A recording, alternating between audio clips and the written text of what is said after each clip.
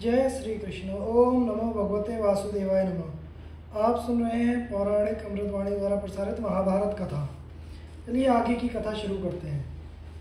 श्री कृष्ण भीमसेन एवं अर्जुन की मगध यात्रा और जरासंध से बातचीत। भगवान श्री कृष्ण कहते हैं, धर्मराज, जरासंध के मुख्य सहायक थे हंस और डिंबक। वे मारे जा चुके। साथियों सहित कंस का भी सत्यानाश हो गया। अब जरासंध के नाश का समय आ पहुंचा है। आमने सामने की लड़ाई में देव दानव सभी के लिए उसको हराना कठिन है। इसलिए उससे द्वंद्व युद्ध अर्थात कुश्ती लड़कर ही जीतना चाहिए। जैसे 3 अग्नियों से यज्ञ कार्य संपन्न होता है, वैसे ही मेरी नीति भीमसेन के बल और अर्जुन की रक्षा से जरासंध का वध सध सकता है। जब एकांत में हम तीनों से उसकी भेंट होगी तो वह अवश्य ही किसी न किसी के साथ युद्ध करना स्वीकार कर लेगा। यह निश्चित है कि वह घमंडी भीमसेन से ही लड़ेगा। इसमें कोई संदेह नहीं है। भीमसेन उसके लिए यमराज के समान प्राणांतक हैं। यदि आप मेरे हृदय की बात जानते हैं, मुझ पर विश्वास करते हैं, तो भीमसेन और अर्जुन को धरोहर के रूप में मुझे दे दीजिए। मैं सब काम बना लूंगा। वैशंपायन जी कहते हैं, जन्मजय, भगवान श्री कृष्ण की वाणी सुनकर भीमसेन और अर्जुन प्रसन्नता के मारे खिल रहे थे। उनकी ओर देखकर युधिष्ठिर ने कहा, श्री कृष्ण, आप ऐसी बात ना कहिए। आप हमारे स्वामी हैं, हम आपके आश्रित सेवक हैं। आपकी वाणी, आपका एक एक अक्षर सत्य है। आप जिसके पक्ष में हैं उसकी विजय निश्चित है।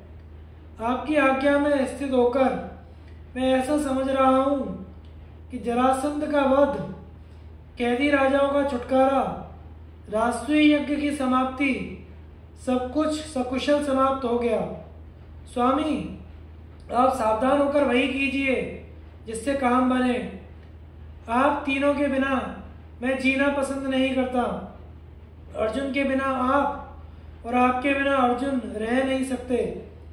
आप दोनों के लिए कोई भी अजय नहीं है। आप दोनों के साथ भीमसेन भी सब कुछ कर सकता है। आप नीति निपुण हैं। आपकी शरण ग्रहण करके ही हम कार्य सिद्धि का प्रयत्न करेंगे। अर्जुन आपका, भीमसेन अर्जुन का अनुगमन करें। नीति, जय और बल के मेल से अवश्य सिद्धि मिलेगी। वैशंपायन जी कहते हैं, जन्मजय, युधिष्ठिर की अनुमति प्राप्त करके श्री कृष्ण, भीमसेन और अर्जुन तीनों भाई मगध के लिए चल पड़े। पद्मसर, कालकूट, गंडकी, महाशोण, सदानीरा, गंगा, चर्मणवती आदि पर्वत और नदियों को पार करते करते वे मगध देश में जा पहुंचे। उस समय वे लोग वल्कल वस्त्र धारण किए हुए थे। कुछ ही समय में वे श्रेष्ठ पर्वत गोरख पर पहुंच गए। उस पर बड़े सुंदर सुंदर वृक्ष एवं जलाशय थे। गांव के लिए तो वह मुख्य क्षेत्र था। वहां से मगध की राजधानी स्पष्ट दिख रही थी। वहां पहुंचते ही उन लोगों ने सबसे पहले राजधानी की पुरानी बुर्ज नष्ट कर दी। तदंतर मगधपुरी में प्रवेश किया। इन दिनों वहां बड़े अपशकुन हो रहे थे। ब्राह्मणों ने जाकर जरासंध से निवेदन किया और अरिष्ट की शांति के लिए जरासंध को हाथी पर चढ़ाकर अग्नि की प्रदक्षिणा करवाई। स्वयं मगधराज ने भी अरिष्ट शांति के लिए बहुत से नियमों का पालन करते हुए उपवास किया। इधर भगवान श्री कृष्ण, भीमसेन और अर्जुन अस्त्र शस्त्रों का परित्याग करके तपस्वियों के से वेश में जरासंध से बाहुयुद्ध करने के उद्देश्य रखकर नगर में घुसे। उनके विशाल वक्षस्थल को देखकर नागरिक चकित एवं विस्मित हो रहे थे। उन्होंने क्रमशः जन संकीर्ण एवं सुरक्षित 3 डोरियां पार की। वे निशंक भाव से जरासंध के पास पहुंच गए। जरासंध उन्हें देखते ही खड़ा हो गया और उसने अर्धे पार्थे मधुपर्क आदि से उनका सत्कार किया। जन्मजय, श्री कृष्ण आदि के वेश से उनके आचरण का कोई मेल नहीं था। इसलिए जरासंध ने कुछ तिरस्कार पूर्वक कहा, ब्राह्मणों, मैं जानता हूँ स्नातक ब्रह्मचारी सभा में जाने के अतिरिक्त किसी भी समय माला और चंदन धारण नहीं करते। आप लोग बताइए, आप कौन हैं? आपके कपड़े लाल हैं, शरीर पर पुष्पों की माला अंगराग भी है। आप लोगों की भुजाओं पर धनुष की प्रत्यंचा का निशान स्पष्ट झलक रहा है। आप लोग द्वार से होकर क्यों नहीं आए? निर्भयता पूर्वक वेश बदलकर और बुर्ज को तोड़कर आने का क्या कारण है? आप लोगों का वेश तो ब्राह्मण और कार्य ठीक उसके विपरीत है। अस्तु, जो कुछ भी हो, आपके आगमन का क्या प्रयोजन है? जरासंध की बात सुनकर कुशल वक्ता मनस्वी श्री कृष्ण ने स्निग्ध और गंभीर वाणी से कहा, राजन, हम स्नातक ब्राह्मण हैं, यह तो आपकी समझ की बात है। स्नातक का वेश तो ब्राह्मण, क्षत्रिय, वैश्य तीनों ही धारण कर सकते हैं। पुष्पमाला धारण करना तो श्रीमानों का काम है। क्षत्रियों की भुजाएं ही उनका बल है। हम वाणी की वीरता नहीं दिखाते। यदि आप हमारा बाहुबल देखना चाहते हैं तो अभी देख लें। धीर वीर पुरुष शत्रु के घर में बिना द्वार के और मित्र के घर में द्वार से ही प्रवेश करते हैं। हमने जो कुछ किया तब सुसंगत है। जरासंध ने कहा, मैंने किस समय आप लोगों के साथ शत्रुता या दुर्व्यवहार किया है, यह ध्यान देने पर भी याद नहीं पड़ता। मुझ निरपराध को शत्रु समझने का क्या कारण है? क्या सत्पुरुषों के लिए यही उचित है? मैं अपने धर्म में तत्पर हूँ, प्रजा का अपकार नहीं करता, फिर मुझे शत्रु मानने का कारण? कहीं आप उन्मादवश तो ऐसा नहीं कर रहे? भगवान श्री कृष्ण ने कहा, राजन, तुमने क्षत्रियों का बलिदान करने का निश्चय किया है। क्या यह क्रूर कर्म अपराध नहीं है? तुम सर्वश्रेष्ठ राजा होकर भी निरपराध राजाओं की हिंसा करना जैसा कैसे उचित समझते हो? किंतु बात यही है, हम दुखियों की सहायता करते हैं और तुम जैसे क्षत्रिय जाति का नाश करना चाहते हो। हम जाति की अभिवृद्धि के लिए तुम्हारे वध का निश्चय करके यहाँ आए हैं। तुम जो इस घमंड में फूले रहते हो कि मेरे समान कोई योद्धा क्षत्रिय नहीं है, यह तुम्हारा भ्रम है। इस विशाल पृथ्वी के वक्षस्थल पर तुमसे भी अधिक वीर हैं। हमारे लिए तुम्हारा यह घमंड असह्य है। अपने बराबर वालों के सामने यह घमंड छोड़ दो, अन्यथा तुम्हें पुत्र, मंत्री और सेना के साथ यमपुरी जाना पड़ेगा। हमारे आने का उद्देश्य निश्चय ही युद्ध है। हम ब्राह्मण नहीं हैं। मैं हूँ वसुदेव का पुत्र श्री कृष्ण और ये दोनों हैं पांडुनंदन, भीमसेन और अर्जुन। हम तुम्हें युद्ध के लिए ललकारते हैं। तुम या तो अपने समस्त कैदी नरपतियों को छोड़ दो अथवा हमारे साथ युद्ध करके परलोक सुधारो। जरासंध ने कहा, वासुदेव, मैं किसी भी राजा को बिना जीते नहीं लाया हूं। तनिक दिखाओ तो सही वह कौन है जिसे मैंने जीता ना हो और जो मेरा सामना कर सकता हो। क्या मैं तुमसे डरकर इन राजाओं को छोड़ दूं? यह नहीं हो सकता। तुम चाहो तो सेना के साथ लड़ लो। मैं एक के साथ या तीनों के साथ अकेले ही लड़ सकता हूं। चाहे एक साथ लड़ लो या अलग अलग। कहकर जरासंध ने अपने पुत्र सहदेव की राज्य अभिषेक की आज्ञा दे दी।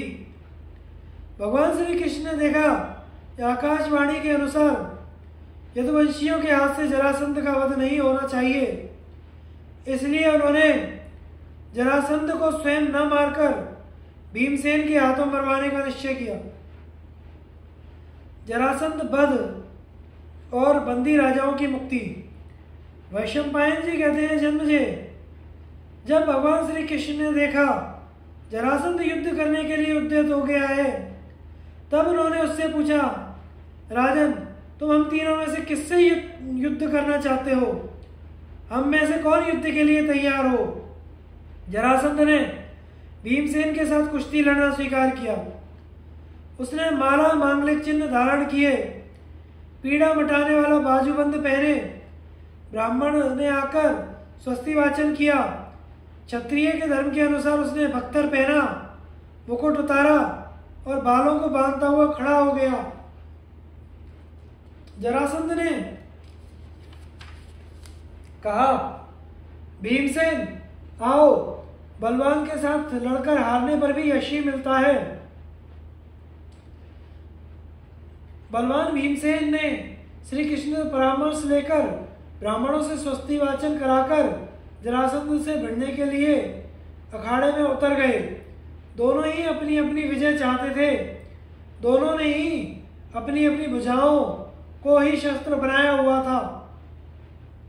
हाथ मिलाने से पहले एक ने दूसरे का पैर छुआ, तदंतर खम ताल ठोकते हुए परस्पर गुथ गए। उन्होंने तृणपीड़, पूर्ण योग, समुष्टिक आदि अनेकों दाव पेश किए। उनकी कुश्ती अपूर्व थी। उनका मल्लयुद्ध देखने के लिए हजारों पूर्ववासी ब्राह्मण, क्षत्रिय, वैश्य, शूद्र, स्त्री एवं वृद्ध इकट्ठा हो गए। उनके प्रहार और छीना झपटी से बड़ी कर्कश ध्वनि होने लगी। वे कभी हाथों से एक दूसरे को ढकेल देते, गर्दन पकड़कर घुमा देते, कभी एक दूसरे को खदेड़ते, खींचते, घसीटते, घुटनों से चोट करते और हुंकार करते हुए घूंसों का प्रहार करते। वे जिधर जाते उधर की जनता भाग खड़ी होती। दोनों ही हट्टे कट्टे, चौड़ी छाती और लंबी बाह वाले पहलवान अपनी भुजाओं से इस प्रकार लड़ रहे थे मानो लोहे के बेलन टकरा रहे हों। वह युद्ध कार्तिक कृष्ण प्रतिपदा से प्रारंभ होकर लगातार 13 दिन रात तक बिना खाए पिए और बिना रुके चलता रहा। 14वें दिन रात के समय जरासंध थककर कुछ ढीला पड़ गया। उसकी यह दशा देखकर भगवान श्री कृष्ण ने भीमसेन को उभारते हुए कहा, भीमसेन, थक जाने पर शत्रु को अधिक दबाना उचित नहीं। अरे अधिक जोर लगाने पर तो वह मर ही जाएगा। इसलिए अब तुम जरासंध को ज्यादा न दबाकर केवल बाहुयुद्ध करते रहो। श्री कृष्ण की बात सुनकर भीमसेन ने जरासंध की स्थिति समझ ली। उसे मार डालने का संकल्प किया। भगवान श्री कृष्ण ने भीमसेन को और भी फुर्ती करने के लिए उत्साहित करते हुए संकेत किया, भीमसेन, तुम में दैव बल और वायु बल दोनों ही विद्यमान हैं। तुम जरासंध पर तनिक उन बलों को दिखाओ तो। श्री कृष्ण का इशारा समझकर बलवान भीमसेन ने जरासंध को उठा लिया और बड़े जोर से आकाश में घुमाने लगे। 100 बार घुमाकर उसे जमीन पर पटका और घुटनों की चोट से उसकी पीठ की रीढ़ तोड़कर पीस दिया। साथ ही हुंकार करके उसका एक पैर पकड़ा, दूसरे पैर पर अपना पैर रखकर उसे 2 खंडों में चीर डाला। जरासंध की इस दुर्दशा और भीमसेन की गर्जना से उपस्थित जनता भयभीत हो गई। स्त्रियों के तो गर्भपात तक की नौबत आ गई। सब लोग चकित विस्मित होकर सोचने लगे, कहीं हिमालय तो नहीं टूट पड़ा, पृथ्वी तो खंड खंड नहीं हो गई। भगवान श्री कृष्ण, अर्जुन, भीम और भीमसेन ने शत्रु का नाश करके उसके प्राणी शरीर को रनिवास की जोड़ी पर डाल दिया और वे रातों रात वहां से बाहर निकल आए। श्री कृष्ण ने जरासंध के ध्वजा मंडित दिव्य रथ को जोता, उस पर भीमसेन और अर्जुन को बिठाया और वहां से चलकर कैदी राजाओं को पहाड़ी खो से बाहर किया। उस रथ से ही वे राजाओं के साथ वहां से चढ़ पड़े। उस रथ का नाम था सौंदर्यवान। 2 महारथी उस पर बैठकर एक साथ युद्ध कर सकते थे। उस पर भीमसेन और अर्जुन बैठ गए। भगवान श्री कृष्ण सारथी बने। उसी रथ पर बैठकर इंद्र ने पहले 99 बार दानवों का संहार किया था। उसके ऊपर एक दिव्य ध्वजा थी जो बिना किसी आधार के ही लहराती रहती। इंद्रधनुष की सी चमकती और एक योजन दूर से ही दिख जाती। वह रथ इंद्र ने वसु नाम के राजा को, वसु ने बृहद्रथ को और बृहद्रथ ने जरासंध को दिया था। वह दिव्य रथ पाकर प्रसन्नता से तीनों भाइयों ने वहां से यात्रा की। परम यशस्वी करुणा वरुणालय भगवान श्री कृष्ण रथ हाँक कर गिरिब्रज से बाहर निकले और खुले मैदान में आए। वहां ब्राह्मण आदि नागरिकों एवं कैसे छूटे हुए राजाओं ने श्री कृष्ण की विधि पूर्वक पूजा की। राजाओं ने कहा, सर्वशक्तिमान प्रभु, आपने भीम और अर्जुन के साथ हमें छुड़ाकर अपने धर्म की रक्षा की है। आपके लिए यह कोई नवीनता नहीं। हम जरासंध रूप विशाल ताल के दुख और दलदल में फंस रहे थे। आपने हमारा उद्धार किया। सर्वव्यापक यदुनंदन, हम दुख से मुक्त हुए। आपने उज्जवल कीर्ति की स्थापना की। हम आपके सामने नम्रता से झुककर खड़े हैं। हमें कुछ आज्ञा दीजिए, आपका कठिन से कठिन काम भी करें। भगवान श्री कृष्ण ने उन्हें आश्वासन देते हुए कहा, धर्मराज युधिष्ठिर चक्रवर्ती पद प्राप्त करने के लिए राजसूय यज्ञ करना चाहते हैं। आप लोग उनकी सहायता कीजिए। राजाओं की प्रसन्नता की सीमा न रही। उन्होंने हृदय से प्रस्ताव स्वीकार कर लिया। अब वे लोग भगवान श्री कृष्ण को रत्न राशि भेंट करने लगे। भगवान ने उन पर कृपा करके बड़ी कठिनाई से भेंट स्वीकार की। जरासंध का पुत्र सहदेव मंत्रियों के साथ पुरोहित को आगे करके अनेक रत्न लिए बड़ी नम्रता से श्री कृष्ण के सामने उपस्थित हुआ। भगवान श्री कृष्ण ने वह भी सहदेव को अभयदान देकर भेंट स्वीकार कर ली। श्री कृष्ण, अर्जुन और भीमसेन ने वहीं सहदेव का अभिषेक किया। पुरुषोत्तम भगवान श्री कृष्ण अपने दोनों फुफेरे भाइयों के साथ और उन सब राजाओं के साथ धन रत्न से लदे रथ पर शोभायमान हो इंद्रप्रस्थ पहुंचे। उन्हें देखकर धर्मराज के आनंद की सीमा न रही। भगवान ने कहा, राजेंद्र, यह बड़े सौभाग्य की बात है कि वीरवर भीमसेन ने जरासंध को मारने और कैदी राजाओं को छुड़ाने का सुयश प्राप्त किया है। इससे बढ़कर और क्या आनंद होगा कि भीमसेन और अर्जुन कार्य सिद्ध करके सकुशल निर्विघ्न लौट आए हैं। धर्मराज युधिष्ठिर ने बड़ी प्रसन्नता से भगवान श्री कृष्ण का सत्कार किया और अपने भाइयों को प्रेम से गले लगाया। जरासंध की मृत्यु से सभी पांडव आनंदित हुए।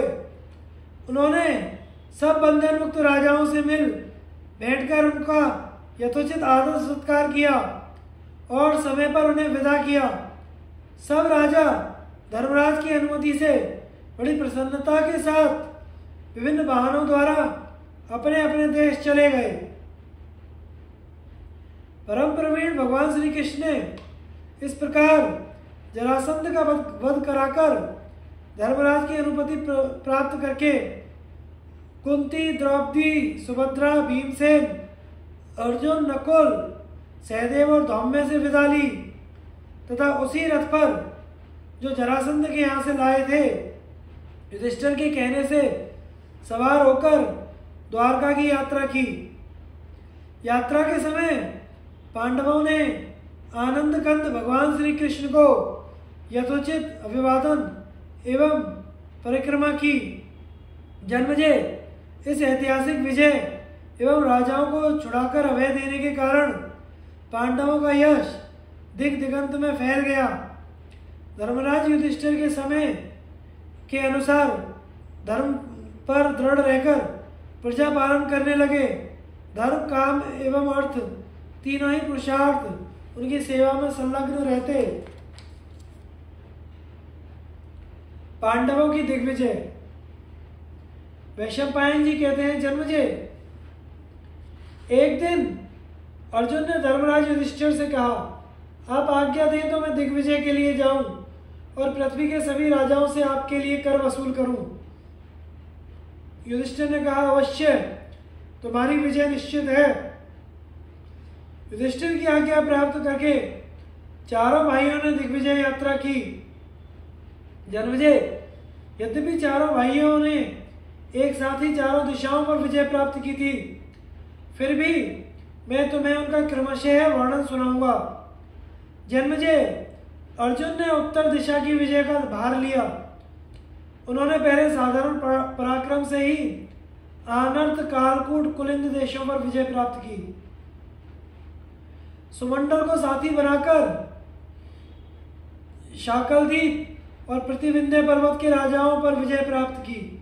7 द्वीप के राजाओं में से शाकलद्वीप वालों ने बड़ा घमासान युद्ध किया, परंतु अर्जुन के बाणों के सामने उन्हें हारना ही पड़ा।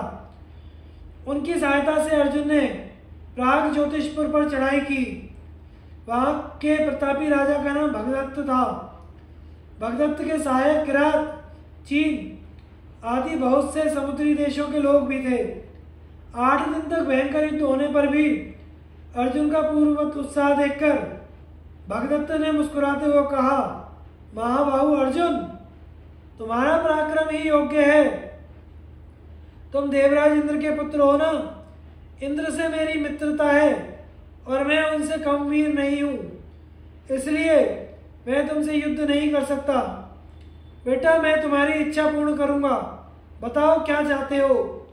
अर्जुन ने कहा, राजन, कुरुवंशी शिरोमणि सत्य प्रतिज्ञा धर्मराज युधिष्ठिर राष्ट्र यज्ञ करना चाहते हैं। मेरी हार्दिक अभिलाषा है कि वे चक्रवर्ती सम्राट हों। आप उन्हें कर दीजिए। आप मेरे पिता इंद्र के मित्र हैं और मेरे हितैषी हैं, इसलिए मैं आपको आज्ञा तो नहीं दे सकता। आप प्रेम भाव से ही उन्हें भेंट दीजिए। भगदत्त ने कहा, अर्जुन, धर्मराज युधिष्ठिर भी तुम्हारे ही समान मेरे प्रेम पात्र हैं। मैं तुम्हारी इच्छा पूर्ण करूंगा, और कोई बात हो तो कहो। वीरवर अर्जुन ने उनके प्रति कृतज्ञता प्रकट करके आगे की यात्रा प्रारंभ की। अर्जुन ने कुबेर के द्वारा सुरक्षित उत्तर दिशा में बढ़कर पर्वतों के भीतर, बाहर, आसपास के सब स्थानों पर अधिकार कर लिया। उलूक देश के राजा भ्रंत ने घोर युद्ध करके हार मानी। वह अर्जुन की शरण में आया। अर्जुन ने भ्रंत का राज्य उसी को सौंपकर उसकी सहायता से सेना बिंदु के देश पर धावा बोलकर उसे राज्यच्युत कर दिया। क्रमशः बोधापुर, वामदेव, सुदामा, सुसंकुल और उत्तर उलूक देशों के राजाओं को वश में करके पंचगणों को अपने वश में किया। उन्होंने पौरव नाम के राजा को तथा पहाड़ी लुटेरों और म्लेच्छों को, जो 7 प्रकार के थे, जीता। कश्मीर के वीर क्षत्रिय और 10 मंडलों के अध्यक्ष राजा लोहित भी उनके अधीन हो गए। त्रिगर्त, दारू और कोकनद के नरपति स्वयं शरणागत हुए। अर्जुन ने अभिसारी पर अधिकार करके उरुक देश के राजा रोचमान को हराया और बालीक वीरों को अपने अधीन करके दरज, कंबोज तथा ऋषिक देशों को अपने अधीन किया। ऋषिक देश में तो तोते के उदर के समान हरे रंग के 8 घोड़े लिए निकुट और पूरे हिमालय पर विजय वैजयंती फहराकर धवलगिरी पर सेना का पड़ाव डाला। अर्जुन क्रमशः किम पुरुष वर्ष के अधिपति द्रमपुत्र और हाटक देश के रक्षक गुहकों को हराकर मानसरोवर पहुंचे। वहां ऋषियों के पवित्र आश्रमों के दर्शन हुए। वहीं से हाटक देश के आसपास बसे प्रांतों पर भी अधिकार कर लिया।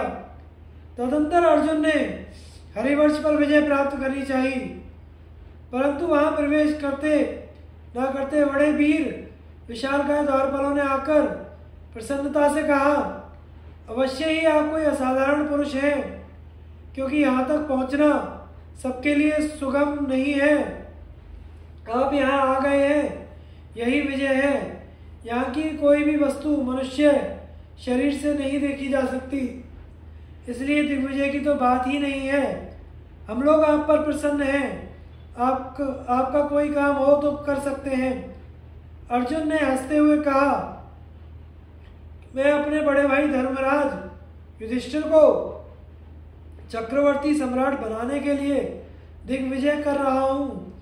यदि तुम्हारे इस देश में मनुष्यों का आना जाना निषिद्ध है तो मैं इसमें नहीं घुसूंगा, तुम लोग केवल कुछ कर दे दो। हरिवंश के लोगों ने अर्जुन को कर के रूप में अनेकों दिव्य वस्त्र, दिव्य आभूषण, मृगचर्म आदि दिए। इस प्रकार उत्तर दिशा पर विजय प्राप्त करके वीरवर अर्जुन महान चतुरंगिणी सेना के साथ प्रसन्नता से इंद्रप्रस्थ लौट आए और सारा धन एवं सारे वाहन धर्मराज को सौंपकर उनकी आज्ञा से अपने महल में चले गए। जन्मेजय अर्जुन के साथ ही भीमसेन भी धर्मराज की अनुमति से बहुत बड़ी सेना लेकर पूर्व दिशा के लिए चल पड़े थे। दशाण देश के राजा सुधर्मा ने बिना किसी शस्त्र के साथ भीमसेन के साथ बाहु युद्ध किया। भीमसेन ने उसे परास्त करके उसकी वीरता से प्रसन्न होकर अपना सेनापति बना लिया। उन्होंने क्रमशः अश्वमेध, पुलिंद नगर आदि अधिकांश प्राच्य राज्यों पर अधिकार कर लिया। चेदी देश के राजा शिशुपाल से उन्हें युद्ध नहीं करना पड़ा। उसने संबंध के कारण धर्मराज के संदेश मात्र से ही कर देना स्वीकार कर लिया। तदंतर भीमसेन ने कुमार देश के राजा श्रेणीमान को, कौशल देश के स्वामी बृहद्बल को और अयोध्याधिपति धर्मात्मा दिग्विजय को अनायासी वश में कर लिया। तत्पश्चात उत्तर कौशल, मल्ल देश, हिमालय तटवर्ती जलोद्भव देश के प्रांत अपने अधीन किए। काशीराज सुबाहु, सुपार्शु, राजेश्वर कृत, मत्स्य एवं मलद देश के वीरों एवं वसुभूमि को भी अपने अधिकार में कर लिया। पूर्वोत्तर के देशों में मतधार, सोमदेह एवं वत्स देश को भी उन्होंने अपने कब्जे में किया। भर्ग देश के स्वामी निषादराज और मणिमान पर विजय प्राप्त करके दक्षिण मल्ल और भोगवान पर्वत पर भी उन्होंने कब्जा कर लिया। शर्मक और वर्मक पर विजय प्राप्त करने के बाद मिथिलाधीश को अधीन किया और वहीं से किरात राजाओं को भी अपने वश में कर लिया।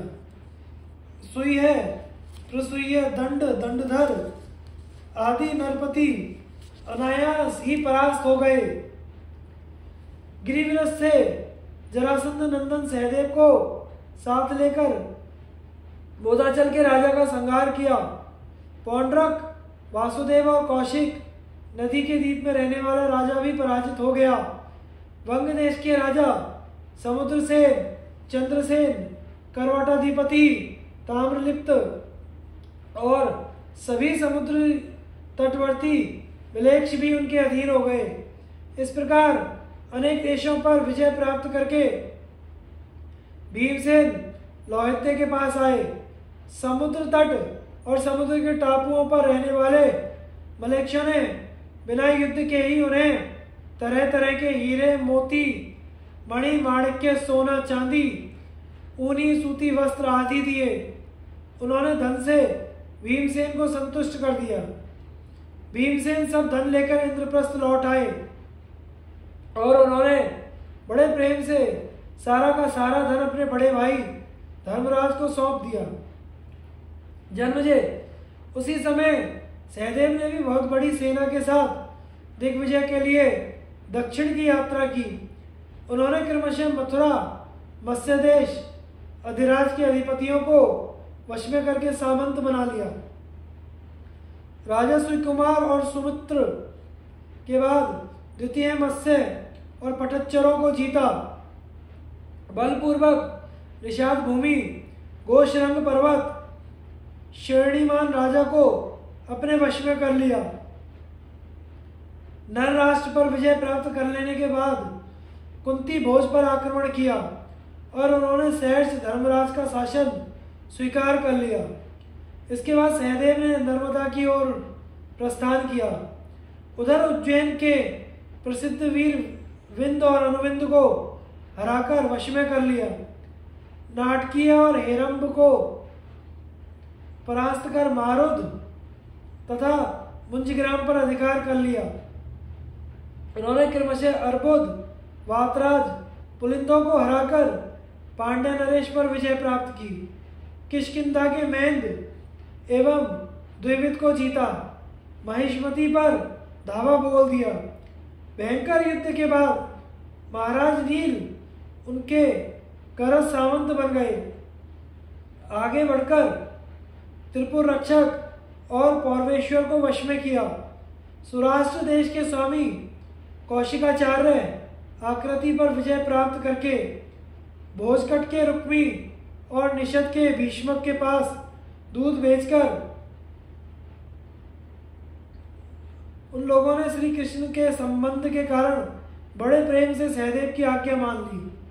वहां से चलकर शूरपारक, तालाकट, दंडक समुद्री टापुओं को अपने अधीन करते हुए मिलेक्ष, निषाद, पुरुषाद, कर्ण प्रवारक एवं कालमुख संज्ञक मनुष्य राक्षसों पर विजय प्राप्त की। कोल्लाचल, सुरभिपट्टन, ताम्रदीप और राम पर्वत उनके वश में हो गए। राजा तिमिंगल, जंगली केरल एवं एक पैर वाले पुरुष संजयंती नगर उनके हो गए। पाषंड और करहाटक भी अलग नहीं रह गए।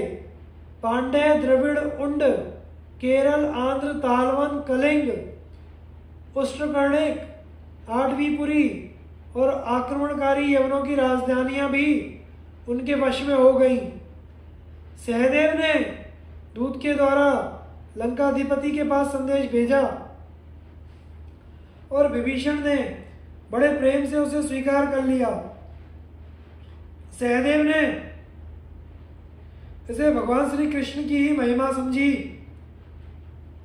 और सभी स्थानों से उन्हें अनेक प्रकार की वस्तुएं उपहार के रूप में प्राप्त हुई थी। वह सब कुछ लेकर सबको सामंत बनाकर बड़ी शीघ्रता से बुद्धिमान सहदेव इंद्रप्रस्थ लौट आए और सारी वस्तुएं धर्मराज को सौंपकर वे सुखपूर्वक इंद्रप्रस्थ में रहने लगे। जन्मेजय, नकुल ने भी उस समय बड़ी भारी सेना लेकर पश्चिम दिशा की विजय के लिए प्रस्थान किया। स्वामी कार्तिक के प्यारे धन, धान्य, गोधन आदि से परिपूर्ण रोहितक देश में वहां के मत्तमयूर शासकों के साथ उनका घोर संग्राम हुआ। अंत में नकुल ने मरुभूमि, शैरिशक और अन्न के भंडार महेश देश पर पूर्ण अधिकार कर लिया। राजर्षि आक्रोश को वश में करके दशाण, शिवी, त्रिगर्त, अम्बष्ट, मालव, पंचकरपट, मध्यमक, वाटधान और द्विजों को जीत लिया। वहां से लौटकर पुष्कर वन के निवासी उत्सव संकेतों को, सिंधु तटवर्ती गंधर्वों को, सरस्वती तटवर्ती शूद्रों और अवीरों को वश में कर लिया। संपूर्ण पंचनद, अमर पर्वत, उत्तर ज्योतिष, दिव्यकट नगर और द्वारपाल उनके अधिकार क्षेत्र में आ गए। पश्चिम के रामठ, हार और हूण आदि राजा नकुल की आज्ञा मात्र से उनके अधीन हो गए। द्वारकावासी यदुवंशी और श्री कृष्ण ने बड़े प्रेम से नकुल का शासन स्वीकार किया। नकुल के मामा शल्य भी प्रेम से उनके अधीन हो गए। सबके धन, रत्न भेंट लेकर नकुल ने समुद्र के टापुओं में रहने वाले भयंकर मलेक्ष, पल्लव, बर्बर, किरात, यवन और शकराजों को वश में किया। सभी से सुंदर वस्तुओं की भेंट लेकर वे खांडवप्रस्थ लौट आए। नकुल ने कर और उपहार में जो धनराशि प्राप्त की थी उसे 10,000 हाथी बड़ी कठिनता से ढो सकते थे। इंद्रप्रस्थ में आकर उन्होंने वरुण द्वारा सुरक्षित और श्री कृष्ण द्वारा अधिकृत पश्चिम दिशा की जीत का सारा धन अपने बड़े भाई युधिष्ठिर को सौंप दिया। राष्ट्रीय यज्ञ का प्रारंभ। वैशंपायन जी कहते हैं, जनुजे, धर्मराज की सत्यनिष्ठा, प्रजापालन में अनुराग और शत्रु संहार को देखकर सारी प्रजा अपने आप धर्म का पालन करने लगी। शास्त्र के अनुसार कर की वसूली और धर्म पूर्वक शासन करने पर समय पर मनचाही वर्षा होने लगी। राष्ट्र सुख समृद्धि से भर गया। राजा के पुण्य प्रभाव से खेती बाड़ी, व्यापार और गोरक्षा ठीक होने लगी। प्रजा में परस्पर धोखेबाजी, चोरी और लूट का नाम नहीं था। राज कर्मचारी झूठ नहीं बोलते थे। धर्मराज के धर्माचरण से अतिवृष्टि, अनावृष्टि, रोग, अग्नि आदि का भय न रहा। लोग उनके पास भेंट देने के लिए, प्रिय कार्य करने के लिए ही आते, युद्ध आदि के लिए नहीं। धर्मानुकूल धन की आमदनी से कोष भरा एवं पूरा अक्षय हो रहा था। जब धर्मराज ने देखा कि मेरे अन्न, वस्त्र, रत्न आदि के भंडार सर्वथा पूर्ण हैं, तब उन्होंने यज्ञ करने का संकल्प लिया और मित्रों ने उनसे अलग अलग और इकट्ठे होकर भी आग्रह किया कि यही यज्ञ करने का शुभ समय है, अब शीघ्र ही यज्ञ आरंभ कर देना चाहिए। जिन दिनों लोगों का आग्रह सीमा पर पहुंच गया, उन्हीं दिनों भगवान श्री कृष्ण स्वयं ही वहां पधार गए। जन्मजय, भगवान श्री कृष्ण स्वयं ही नारायण है, वही वेद स्वरूप है और बड़े बड़े ज्ञानियों के ध्यान में आने वाले हैं। जड़ चेतन में, जगत में वे सबसे श्रेष्ठ हैं एवं विश्व ब्रह्मांड के उद्गम स्थान तथा प्रलय स्थान हैं। वे भूत, भविष्य, वर्तमान के स्वामी हैं। दैत्यनाशक, भक्त वत्सल एवं आपातकाल में शरण देने वाले हैं। भगवान श्री कृष्ण ने अपने भक्त युधिष्ठिर पर कृपा करने के लिए असंख्य धन, अक्षय राशि और महान सेना लेकर रथ की ध्वनि से दिग्दिगंत को मुक्तरित करते हुए इंद्रप्रस्थ आ पहुंचे। सबने उनकी आगमनी करके उनका यथोचित सत्कार किया। धर्मराज युधिष्ठिर अपने भाई पुरोहित धौम्य और श्री कृष्ण द्वैपायन आदि ऋषियों के साथ उनके पास गए तथा विश्राम, कुशल आदि प्रश्न के अनंतर उनसे बोले, भाई श्री कृष्ण, सारे भूमंडल आपके कृपा प्रसाद से ही हमारे अधीन हुआ है।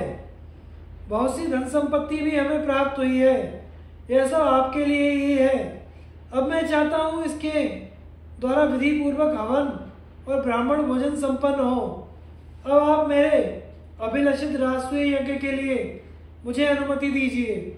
गोविंद, अब आपकी यज्ञ की दीक्षा ग्रहण कीजिए। आपके यज्ञ से मैं निष्पाप हो जाऊंगा, अथवा मुझे ही दीक्षा लेने की अनुमति दीजिए। आपकी इच्छा के अनुसार ही सारा कार्य संपन्न होगा। भगवान श्री कृष्ण ने युधिष्ठिर के गुणों का वर्णन करते हुए कहा, महाराज, आप सम्राट हैं, आपको ही यह महायज्ञ करना चाहिए। अब आप इस यज्ञ की दीक्षा लीजिए। युधिष्ठिर ने विनय पूर्वक कहा, ऋषिकेश, आप मेरी इच्छा के अनुसार स्वयं ही आ गए हैं। इतने से ही मेरा संकल्प सिद्ध हो गया। अब यज्ञ संपन्न होने में कोई संदेह नहीं रहा। अब धर्मराज युधिष्ठिर ने सहदेव और मंत्रियों को आज्ञा दी कि ब्राह्मणों एवं पुरोहित धौम्य के आज्ञा अनुसार यज्ञ की सामग्री शीघ्र ही मंगवाई जाए। अभी धर्मराज युधिष्ठिर बात पूरी भी नहीं कर पाए थे कि सहदेव ने नम्रता से निवेदन किया, प्रभु, आपकी आज्ञा से पहले ही यह काम हो चुका है। इसी समय महर्षि श्री कृष्ण द्वैपायन तेजस्वी, तपस्वी, वेदज्ञ ब्राह्मणों को ले आए। वे स्वयं यज्ञ के ब्रह्मा बने और सोसामा सामदेव के उद्गाता ब्रह्मज्ञानी याज्ञवल्क्य अर्धरयु हुए। पैल और धौम्य होता इन ऋषियों के वेद वेदांग पारदर्शी शिष्य एवं पुत्र सदस्य हुए। स्वस्ति वाचन के अनंतर यज्ञ की शास्त्रोक्त विधि के संबंध में परस्पर विचार करके विशाल यज्ञशाला का पूजन किया गया।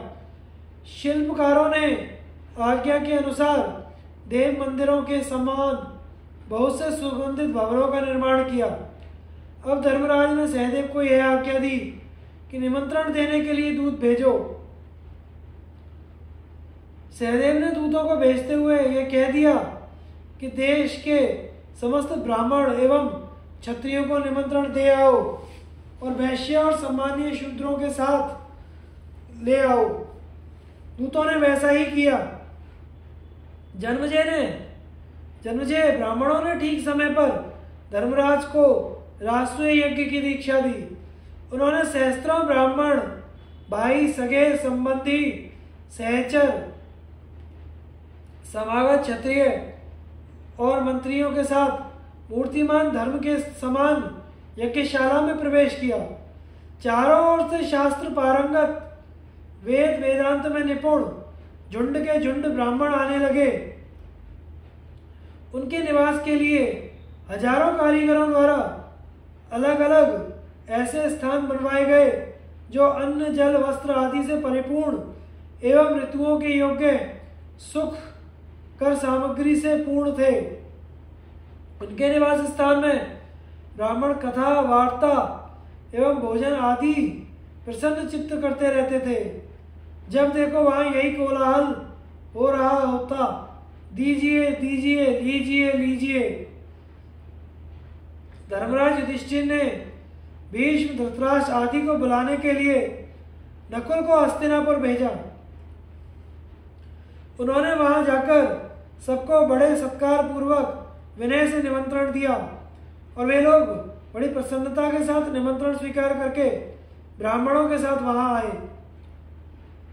पितामह भीष्म, आचार्य द्रोण, प्रज्ञा चक्षु धृतराष्ट्र, महात्मा विदुर, कृपाचार्य, दुर्योधन आदि सभी कौरव, गांधार देश के राजा सुबल, शकुनी, अचल, वृषक, कर्ण, शल्य, बालीक, सोमदत्त, भूरी, भूरिश्रवा, शल, अश्वत्थामा, जयद्रथ, द्रुपद, धृष्टद्युम्न, शाल्व, भगदत्त, पर्वतीय प्रदेश के नरपति, बृहद्वल, पौंड्रक, वासुदेव, कुंतीभोज, कलिंगाधिपति, वंग, आकर्ष, कुंतल, मालव, आंध्र, द्रविड़, सिंघल, काश्मीर आदि देशों के राजा, गौरवाहन, बालीक देश के राजा, विराट और उनके पुत्र, मावेल,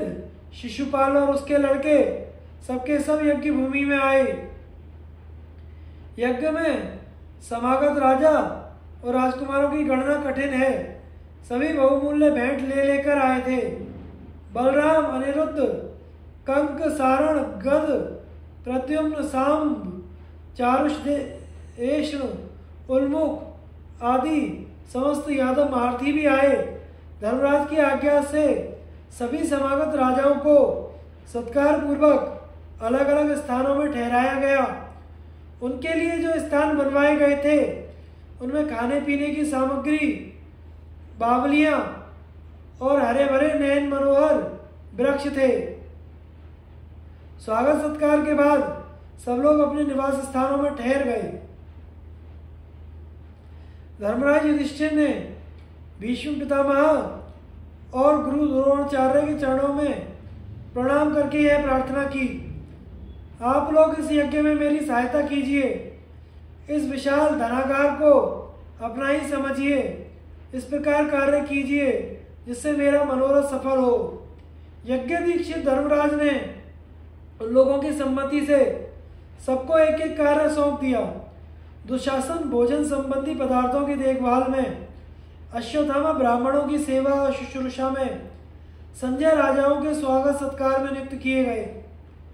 भीष्म पितामह द्रोणाचार्य सभी कार्यों और कर्मचारियों का निरीक्षण करने लगे। कृपाचार्य सोने चांदी और रत्नों की देखभाल और दक्षिणा देने के कार्य पर नियुक्त हुए। बाली, धृतराष्ट्र, सोमदत्त और जयद्रथ घर के स्वामी की तरह स्थित हुए। धर्म के मर्मज्ञ महात्मा विदुर खर्च करने के काम में और दुर्योधन भेंट में आए हुए पदार्थों को रखने के काम में लगे। भगवान श्री कृष्ण ने स्वयं ही ब्राह्मणों के पांव पखारने का काम अपने जिम्मे लिया। इस प्रकार सभी प्रतिष्ठित व्यक्तियों ने अपने अपने जिम्मे किसी न किसी सेवा का भार लिया। जन्मेजय धर्मराज युधिष्ठिर का दर्शन करके कृतकृत्य होने के लिए वहां जितने लोग उपस्थित हुए उनमें से किसी ने भी सहस्त्र मुद्रा से कम भेंट नहीं दी। सभी चाहते थे केवल मेरे ही धन से यज्ञ संपन्न हो जाए। सेना के व्यूह, विचित्र विमानों की पंक्तियां, रत्नों की राशि, लोकपालों के विमान, ब्राह्मणों के स्थान और राजाओं की भीड़ से युधिष्ठिर के राजसूय यज्ञ की शोभा बहुत ही बढ़ गई। धर्मराज युधिष्ठिर का ऐश्वर्य लोकपाल वरुण के समकक्ष था। उन्होंने यज्ञ में 6 अग्नियों की स्थापना करके पूरी दक्षिणा देकर यज्ञ के द्वारा भगवान का यजन किया। अतिथि अभ्यागतों को मुंह मांगी वस्तुएं देकर संतुष्ट किया। सबके खा पी लेने पर बहुत सा अन्न बचा रहा। उस उत्सव समारोह में जिधर देखिए उधर ही हीरे मोतियों के उपहार की धूम मची है। महर्षि एवं मंत्र कुशल ब्राह्मणों ने उत्तम रीति से घृत, तिल, शाकल्य आदि की आहुति देकर देवताओं को निहाल कर दिया। दक्षिणा में बहुत सा धन पाकर ब्राह्मण भी संतुष्ट हो गए। जन्मेजय कहाँ तक कहें, उस समय यज्ञ से सभी को तृप्ति मिल गई। भगवान श्री कृष्ण की अग्र पूजा। वैशंपायन जी कहते हैं, जन्मेजय यज्ञ के अंत में अभिषेक के दिन सत्कार योग्य महर्षि और ब्राह्मणों ने यज्ञशाला की अंतर्वेदी में प्रवेश किया। नारद आदि महात्मा राजर्षियों के साथ बड़े ही शोभायमान हो रहे थे। वह अंतर्वेदी ऐसी जान पड़ती थी मानो तारों से भरा आकाश हो। उस समय वहां ना कोई शूद्र था, ना ही कोई दीक्षाहीन द्विज। धर्मराज की राजलक्ष्मी और यज्ञ विधि देखकर देवर्षि नारद को बड़ी प्रसन्नता हुई।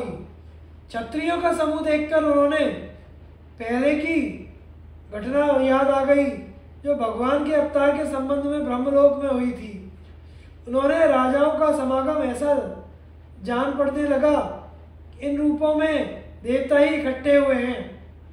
अब उन्होंने मन ही मन कमल नयन भगवान श्री कृष्ण का स्मरण किया।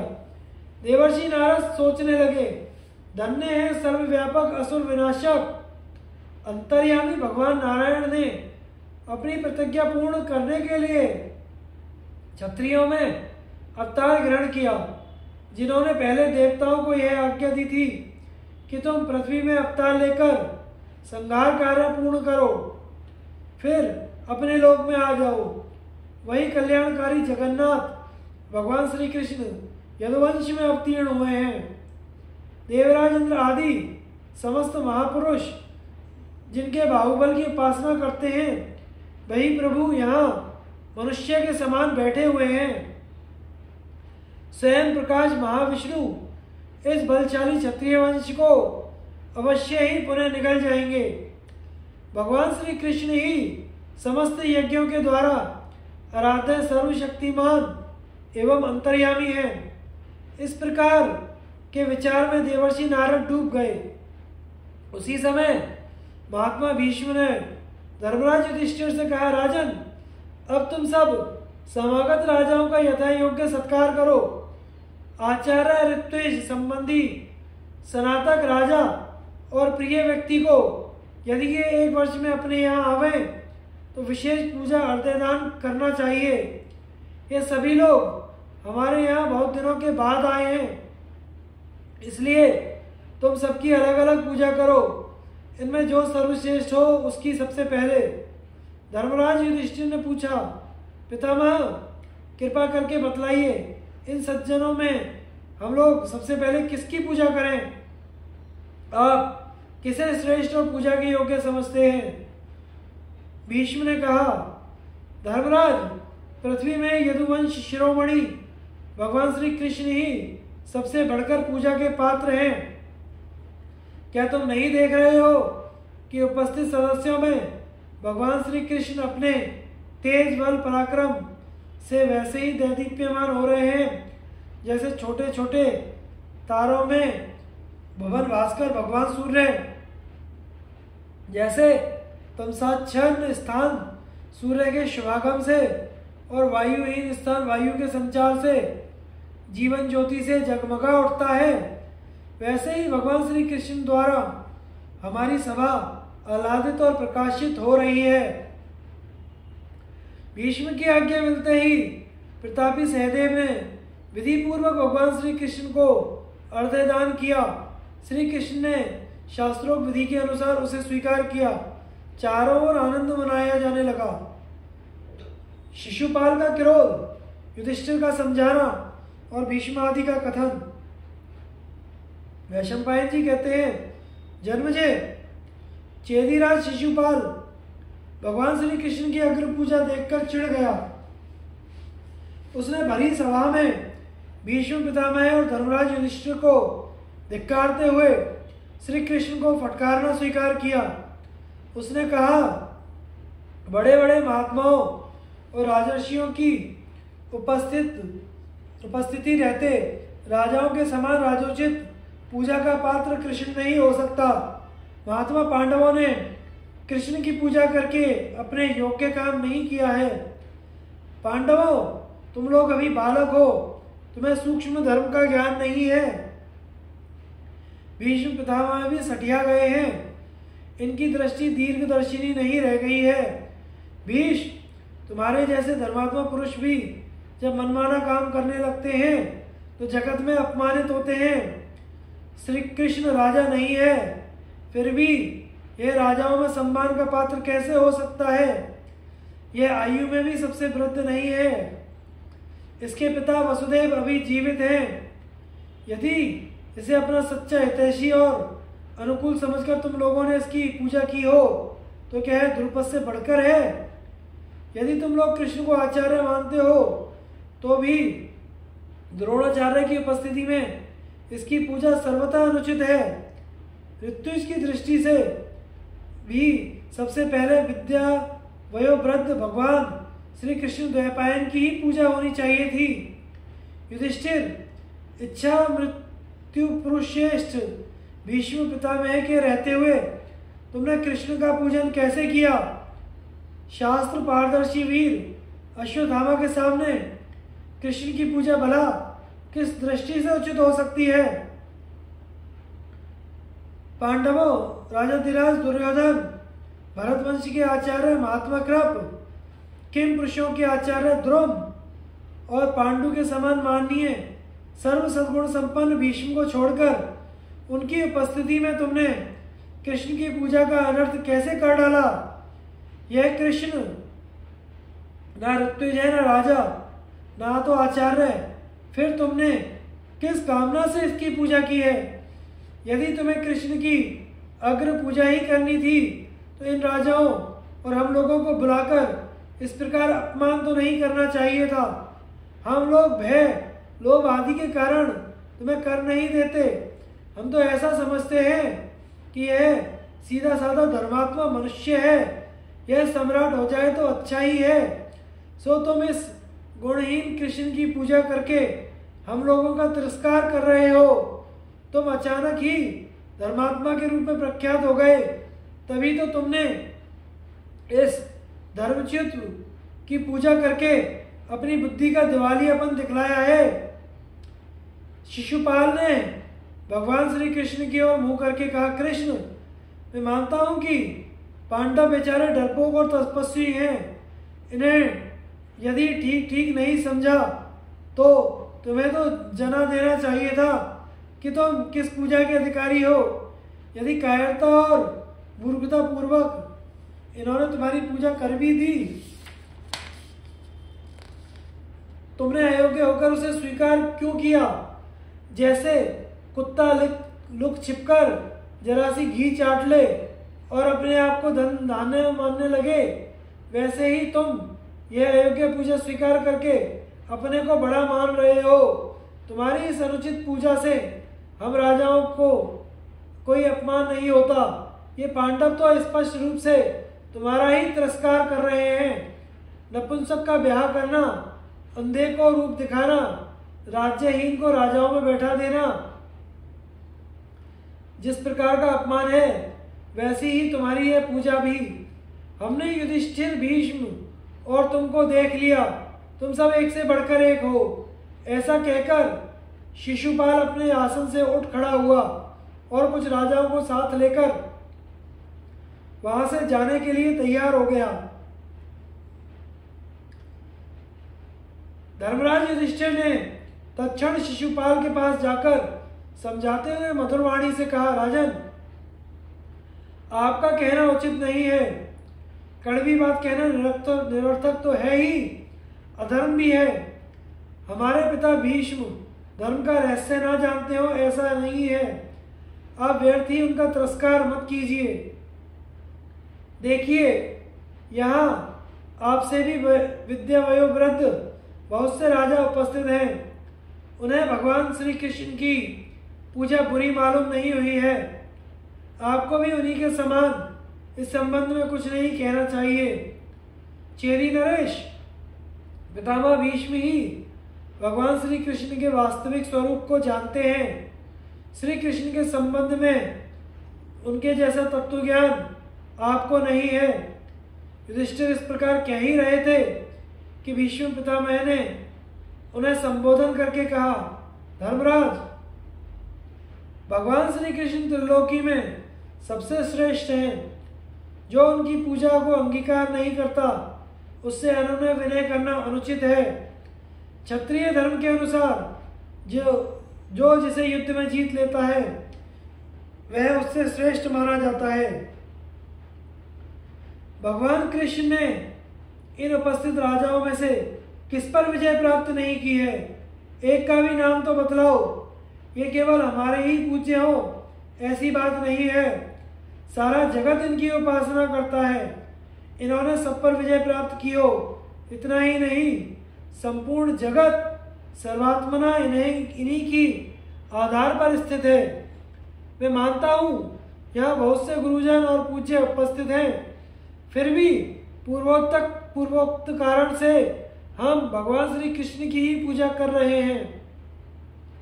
भगवान कृष्ण की पूजा का निषेध करने का अधिकार किसी को भी नहीं है।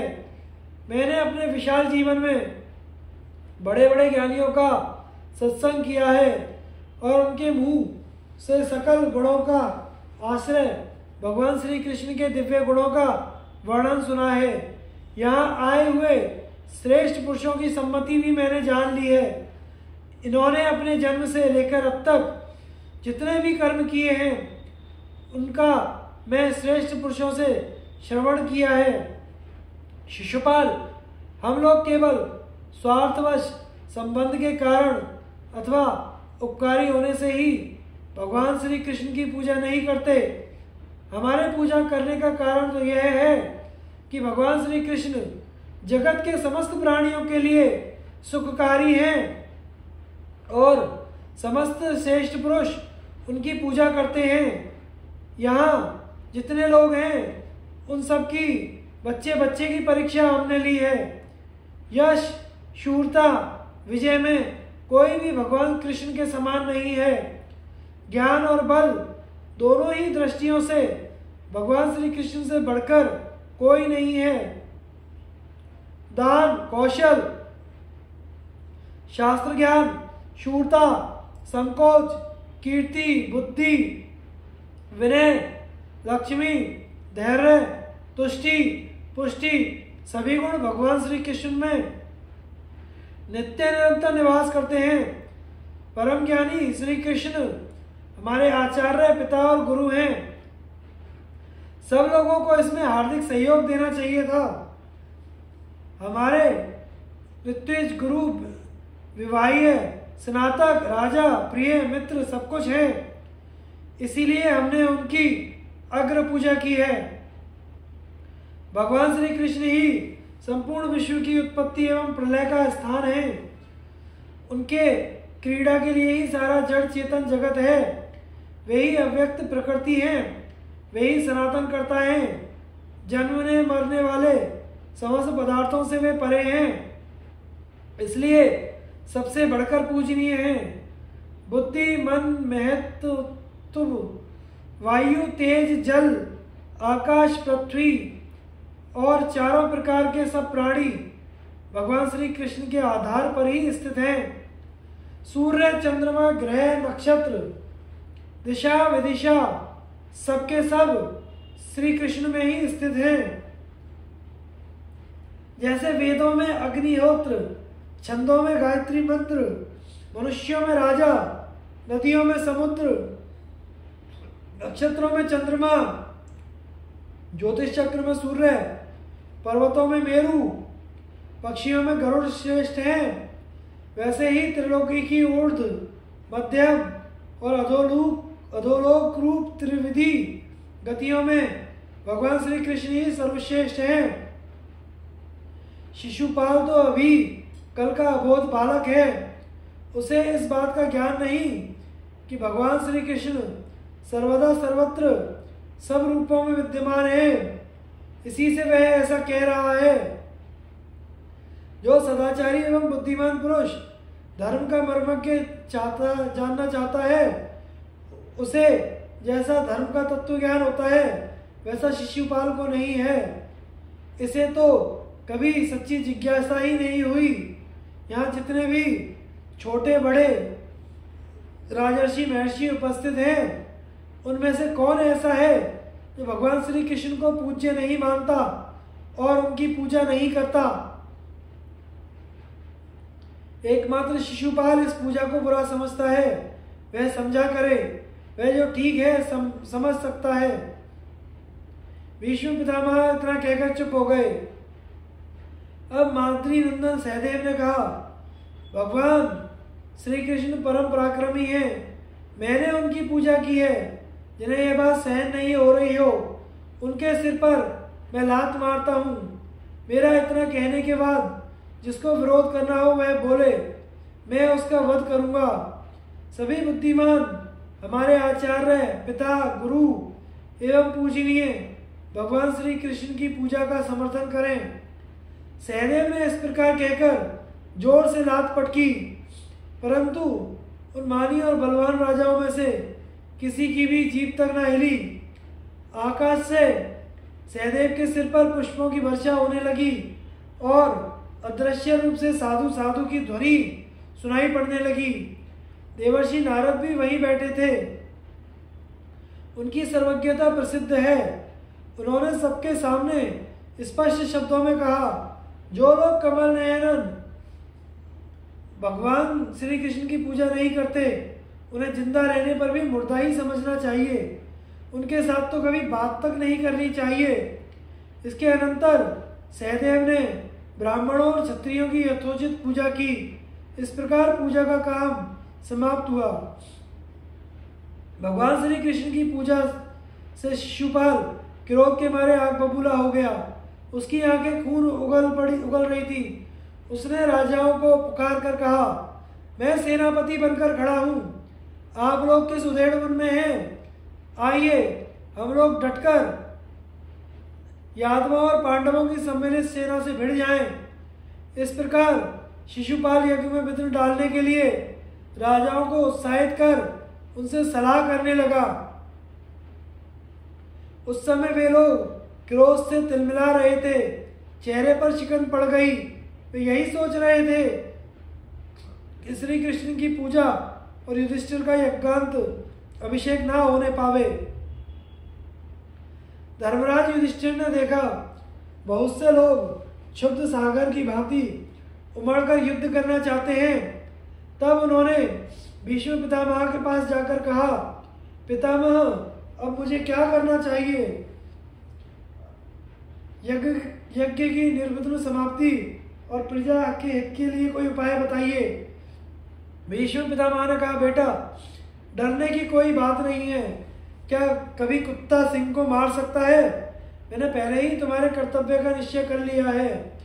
जैसे सिंह के सो जाने पर कुत्ते भौंकते हैं, वैसे ही भगवान श्री कृष्ण के चुप रहने से ही ये चिल्ला रहा है। मूर्ख शिशुपाल अनजाने में इन राजाओं को यमपुरी भेजना चाहता है। निस्संदेह भगवान श्री कृष्ण शिशुपाल का तेज खींच लेना चाहते हैं। ये जिसको खींच लेना चाहते हैं उसकी बुद्धि ऐसी ही हो जाती है। ये सारे जगत के मूल कारक और प्रलय स्थान है। तुम निश्चिंत रहो। भीष्म पितामह की बात सुनकर शिशुपाल ने भी यह बात सुनी। उसने भीष्म को डांटते हुए कहा, भीष्म तुम्हें सब राजाओं को धमकाते समय शर्म नहीं आती? अरे बूढ़े होकर अपने कुल को कलंकित क्यों कर रहे हो? मूर्ख और घमंडी, कृष्ण की प्रशंसा करते समय तुम्हारी जीभ के 100 टुकड़े क्यों नहीं हो जाते? मूर्ख से मूर्ख भी जिसकी निंदा करता है, उसी ग्वाले को तुम ज्ञानी होकर प्रशंसा कर रहे हो। यदि इसने बचपन में किसी पक्षी, बकासुर, घोड़े, केशी अथवा बैल, वृषभासुर को मार ही डाला तो क्या हुआ? वे कोई युद्ध के उस्ताद तो नहीं थे। यदि इसने चेतनाहीन छकड़े शक्टासुर को पैर मारकर उलट दिया तो क्या चमत्कार हुआ? इसने गोवर्धन पर्वत को 7 दिन तक उठाकर रखा तो कौन सी अलौकिक घटना घट गई? अरे वह तो दीपकों की बांबी मात्र है। अवश्य ही यह सुनकर हमें आश्चर्य हुआ कि पेटू कृष्ण ने गोवर्धन पर्वत पर बहुत सा अन्न खा लिया। जिस महाबली कंस का नमक खाकर यह पला था, उसी को इसने मार डाला। है ना कृतज्ञता की हद? धर्म ज्ञानी जी, धर्म के अनुसार स्त्री, गौ, ब्राह्मण और जिसका अन्न खाए, जिसके आश्रय में रहे, उसे नहीं मारना चाहिए। जिसने जन्मते ही स्त्री पूतना को मार डाला, उसे ही तुम जगतपति बतलाते हो। बुद्धि की बलिहारी है। तुम्हारे कहने से यह कृष्ण भी अपने को वैसा ही मानने लगेगा।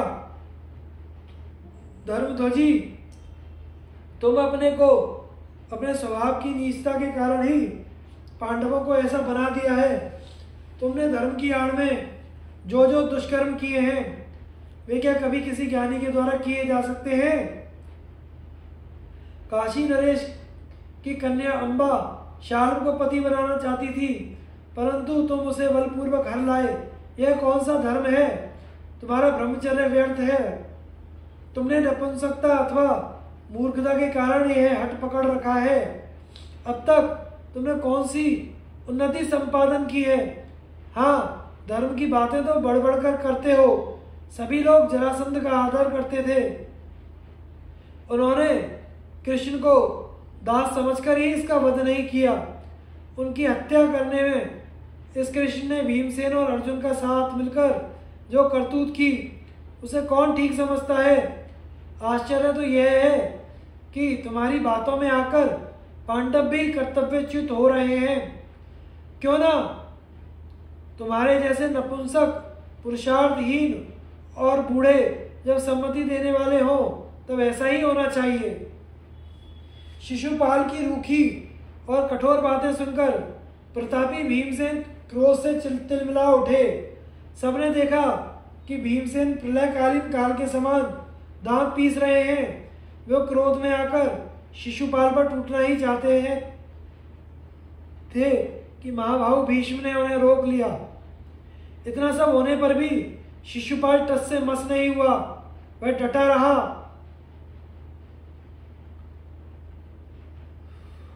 उसने हंसकर कहा, भीष्म छोड़ दो इसे। अभी अभी सब लोग देखेंगे कि यह मेरे क्रोध की आग में पतंगे की भांति भस्म हो रहा है।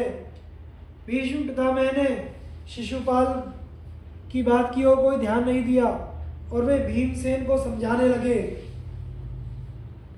भीष्म पितामह ने कहा, भीमसेन, यह शिशुपाल जब चेदी राज के वंश में पैदा हुआ तब इसके 3 नेत्र और 4 भुजाएं थी।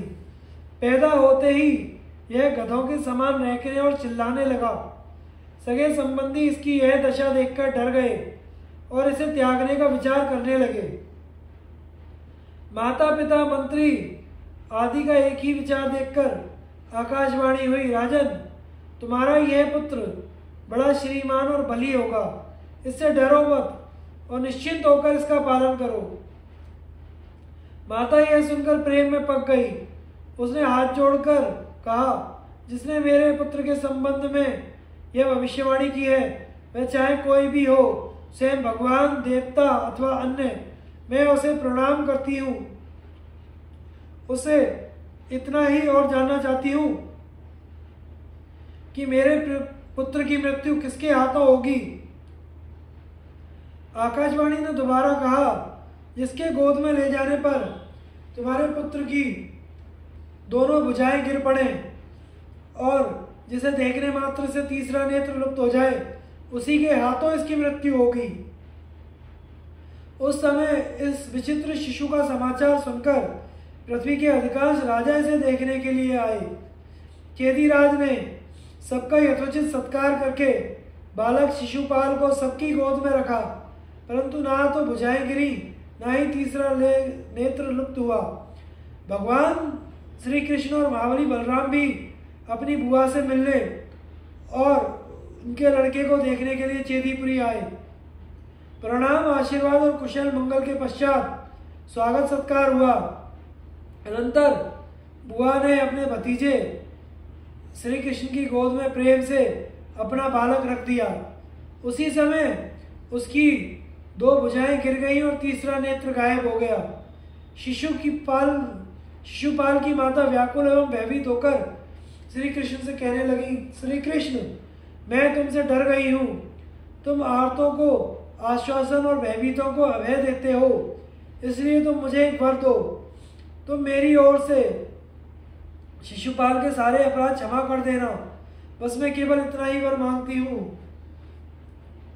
श्री कृष्ण ने कहा, बुआ, तुम शोक मत करो, मैं तुम्हारे पुत्र के ऐसे 100 अपराध भी क्षमा कर दूंगा जिनके बदले इसे मार डालना चाहिए। भीमसेन, इसी से कुल कलंक शिशुपाल ने आज भरी सभा में मेरा तिरस्कार किया है। भला किस राजा की ऐसी हिम्मत है जो इस प्रकार मेरा अपमान कर सके। यह कुल कलंक अब काल के गाल में है। इस समय यह मूर्ख हम लोगों को कुछ ना समझकर सिंह के समान दहाड़ रहा है, परंतु इसे पता नहीं कि कुछ ही क्षणों में श्री कृष्ण अपने इस तेज को ले लेना चाहते हैं। भीष्म की बात शिशुपाल से सही नहीं गई। वह क्रोध से जलकर कहने लगा, भीष्म, तुम भाट के समान बार बार जिसका गुणगान कर रहे हो, वह कृष्ण क्यों नहीं मुझ पर अपना प्रभाव दिखलाता। हम तो निश्चय ही उससे द्वेष करते हैं। यदि तुम्हारी आदत ही प्रशंसा करने की है तो दूसरों की प्रशंसा क्यों नहीं करते। दरदराज बाली की स्तुति करो, जिसके जन्मते ही पृथ्वी कांप उठी थी। अंगभंगाधिपति कर्ण, भारती द्रोण, अश्वत्थामा, इनकी भरपेट स्तुति कर लो। क्या तुम्हें प्रशंसा करने के लिए कोई मिलता नहीं। तुम अपने मन से ही भोजपति कंस के चरवाहे दुरात्मा कृष्ण को ही सब कुछ मानकर बातें बघार रहे हो। वास्तव में इन राजाओं की दया से ही तुम जी रहे हो। ये चाहें तो अभी तुम्हारे प्राण ले लें। सचमुच तुम बहुत ही खोटे हो। भीष्म पितामह ने कहा, शिशुपाल, तू कहता है कि मैं राजाओं की दया से जीवित हूँ, परंतु मैं इन राजाओं को तृण के बराबर भी नहीं समझता। हमने जिन श्री कृष्ण की पूजा की है वे सबके सामने ही बैठे हैं। जो मरने के लिए उतावले हो रहे हैं वे चक्र गदाधारी श्री कृष्ण को युद्ध के लिए क्यों नहीं ललकारते।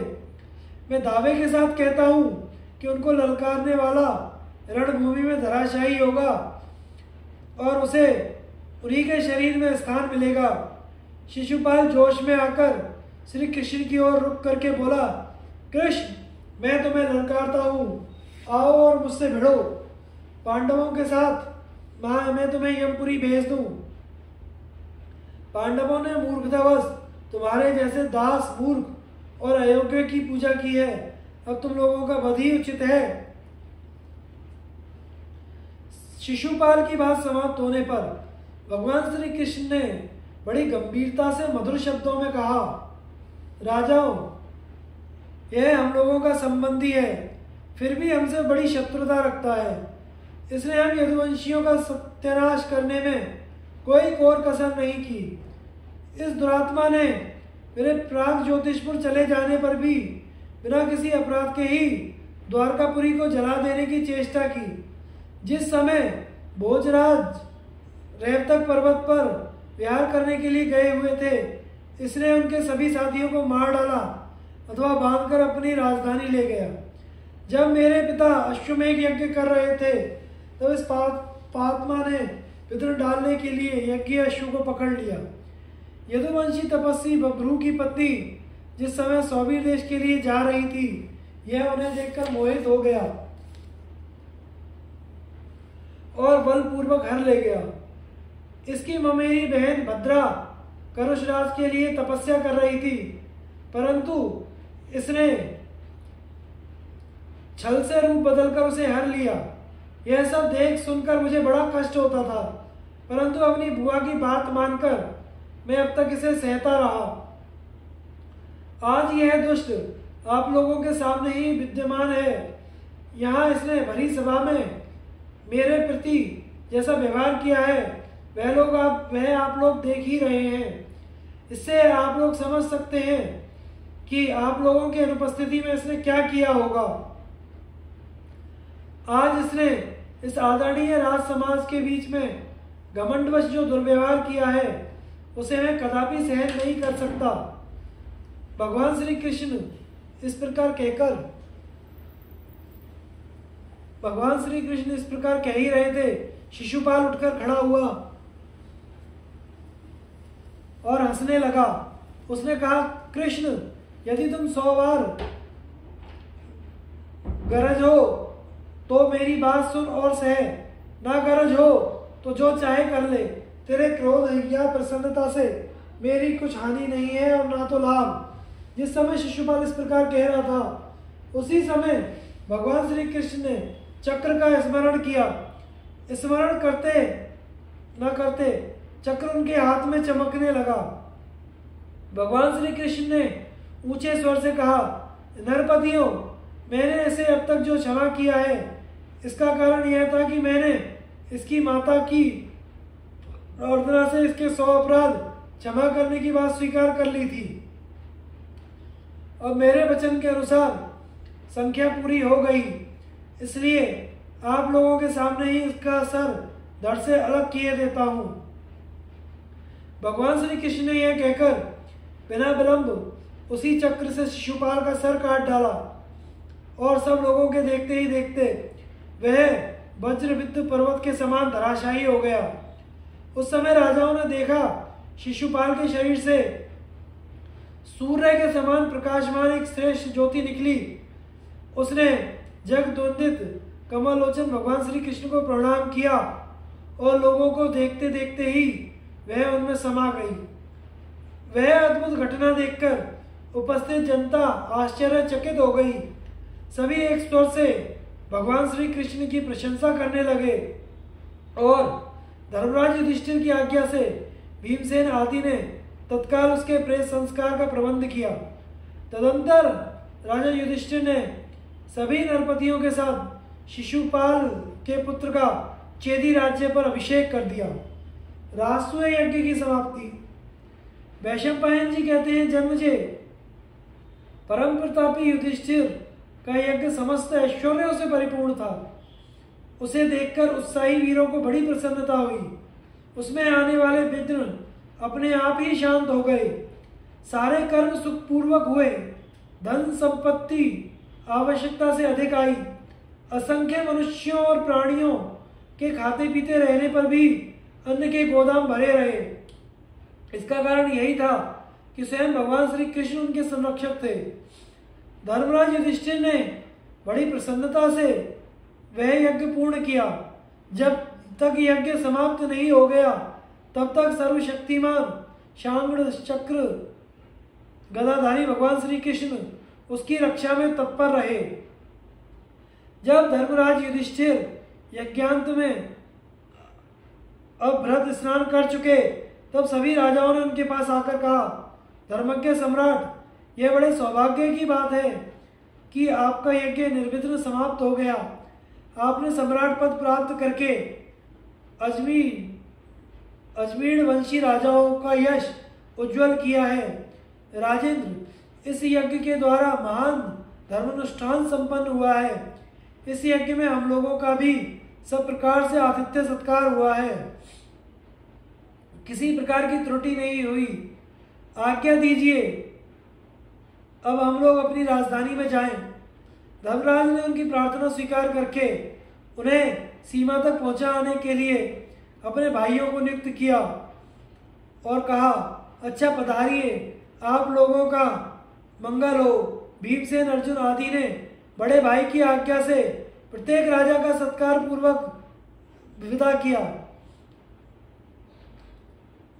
जब सब राजा और ब्राह्मण वहां से पधार गए तब भगवान श्री कृष्ण ने धर्मराज युधिष्ठिर से कहा, राजेंद्र, बड़े सौभाग्य की बात है, आपका राष्ट्रीय यज्ञ सकुशल समाप्त हुआ। अब मैं द्वारका जाने के लिए आपकी आज्ञा चाहता हूँ। धर्मराज ने कहा, आनंद कंद गोविंद, यह यज्ञ तो केवल आपके अनुग्रह से ही पूर्ण हुआ है। यह आपकी कृपा का ही प्रत्यक्ष फल है। ये सब राजाओं ने मेरी अधीनता स्वीकार करके और स्वयं इस यज्ञ में उपस्थित हुए। सच्चिदानंद स्वरूप श्री कृष्ण, मेरी वाणी आपको जाने के लिए कैसे कहे। आपके बिना मुझे एक क्षण के लिए भी कहीं आनंद नहीं मिलता, परंतु करूं क्या, लाचारी है। आपको द्वारका भी तो जाना ही पड़ेगा। तदनंतर भगवान श्री कृष्ण धर्मराज को साथ लेकर अपनी बुआ कुंती के पास गए और बड़ी प्रसन्नता से बोले, बुआ जी, आपके पुत्र ने सम्राट का पद प्राप्त कर लिया। इसका मनोरथ पूर्ण हो गया, धन संपत्ति भी बहुत मिल गई। अब आप प्रसन्नता से रहिए, मैं आपकी आज्ञा लेकर द्वारका जाना चाहता हूँ। इस प्रकार सुभद्रा और द्रौपदी भी को भी प्रसन्न करके भगवान श्री कृष्ण महल से बाहर आए। स्नान जप आदि करके ब्राह्मणों से स्वस्ति वाचन कराया। इसी समय दारुक मेघ के समान श्यामवर्ण रथ सजाकर ले आए। उधर शिरोमणि भगवान श्री कृष्ण गरुड़ ध्वज रथ के पास पधारे, प्रदक्षिणा करके उस पर सवार हो गए। रथ रवाना हुआ। धर्मराज युधिष्ठिर और उनके छोटे भाई पैदल ही रथ के पीछे चलने लगे। कमल नयन भगवान श्री कृष्ण ने क्षण भर रथ रोककर धर्मराज से कहा, राजेंद्र, जैसे मेघ समस्त प्राणियों की रक्षा करता है, जैसे विशाल वृक्ष सभी पक्षियों को आश्रय देता है, वैसे ही आप बड़ी सावधानी से प्रजा का पालन कीजिए। जैसे सभी देवता देवराज इंद्र का अनुगमन करते हैं, वैसे ही आपके सभी भाई आपकी इच्छा पूर्ण करें। इस प्रकार एक दूसरे से कह सुन और मिल भेंट कर श्री कृष्ण और पांडव अपने रास्ते पर चले गए। इससे आगे की कथा हम अगले भाग में प्रसारित करेंगे। महाभारत की यह कथा सुनने के लिए हमारे चैनल को सब्सक्राइब कीजिए। धन्यवाद।